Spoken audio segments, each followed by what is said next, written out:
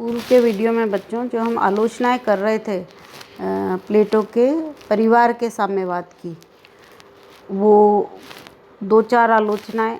नहीं कर पाए थे, जिनको अब मैं इस वीडियो में पूरा कर रही हूँ। तो जो आलोचना हम कर रहे थे वो यह थी कि प्लेटो ने जो ये परिवार का साम्यवाद प्रस्तुत किया था और ऐसा करके वह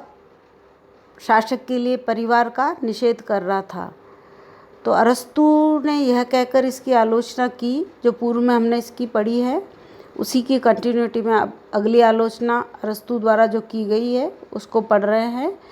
कि जब प्लेटो अभिभावक वर्ग को पारिवारिक सुख से वंचित कर देगा तो फिर वह अभिभावक वर्ग या वह शासक खुश कैसे रहेगा, प्रसन्न कैसे रहेगा, इसके बारे में वह कोई जवाब नहीं दे रहा है। और बिना प्रसन्न हुए, बिना खुश रहे, बिना अच्छे इमोशंस के वह शासक अपने सार्वजनिक कर्तव्यों का भलीभांति पालन कर पाएगा, संपादन कर पाएगा, इस पर अरस्तु एक बड़ा प्रश्न चिन्ह लगाता है या इसमें अरस्तु को संदेह है। अगली आलोचना करते हुए अरस्तु कहता है कि प्लेटो ने जो यह मानव को पशुओं के समकक्ष बिठा दिया है, यानी मानवता का, मानवीय जीवन का जो पशुओं के तुल्य मानते हुए जो एक तुलना की है वह किसी भी रूप में उचित नहीं कही जा सकती है, क्योंकि पशु जगत के नियम मानवीय जीवन पर कभी भी लागू किए जाएं ऐसा उचित नहीं कहा जा सकता, किसी भी रूप में नैतिक नहीं माना जा सकता। अगली आलोचना करते हुए अरस्तु का कहना है कि प्लेटो ने यह व्यवस्था राज्य में एकता स्थापित करने के लिए प्रस्तुत की है, जबकि इतिहास गवाह है कि जर जोरू और ज़मीन के लिए अनेकों बार समाज में, राज्य में संघर्ष पैदा हुए हैं और इस प्रकार उसका यह साम्यवाद भी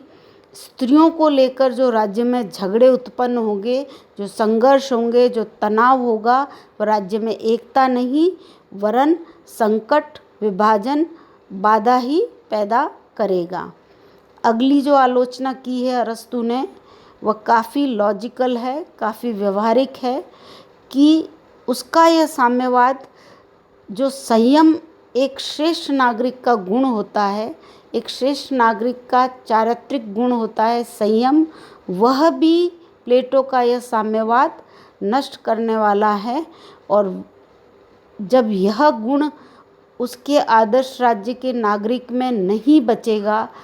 तो वह उसके आदर्श राज्य के संचालन में संयमित रहते हुए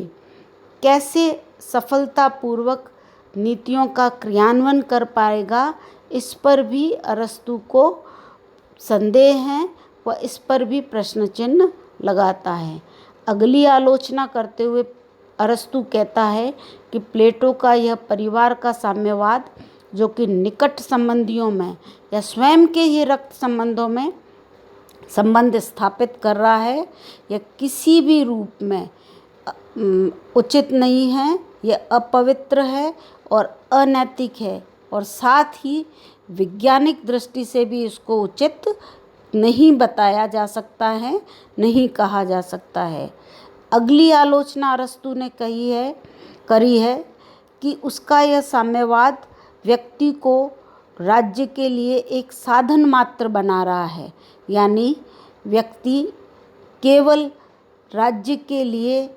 बच्चे उत्पादन करने वाली एक मशीन मात्र साबित हो रहे हैं, जो भी नागरिकों का, व्यक्तियों का, मानवीय भावनाओं का अपमान ही है।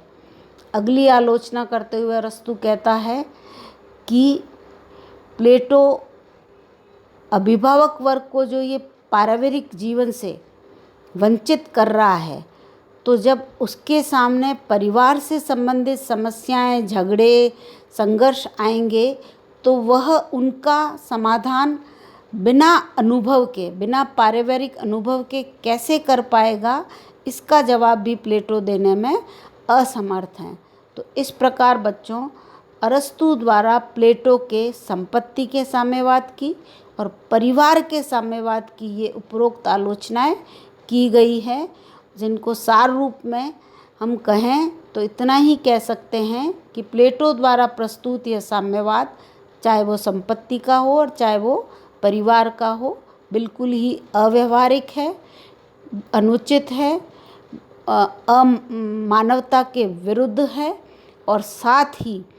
इतिहास में ऐसा साम्यवाद कभी भी नहीं देखा गया है या प्रत्यक्ष रूप से इसका सफल न होना ही इसकी सबसे बड़ी आलोचना कही जा सकती है।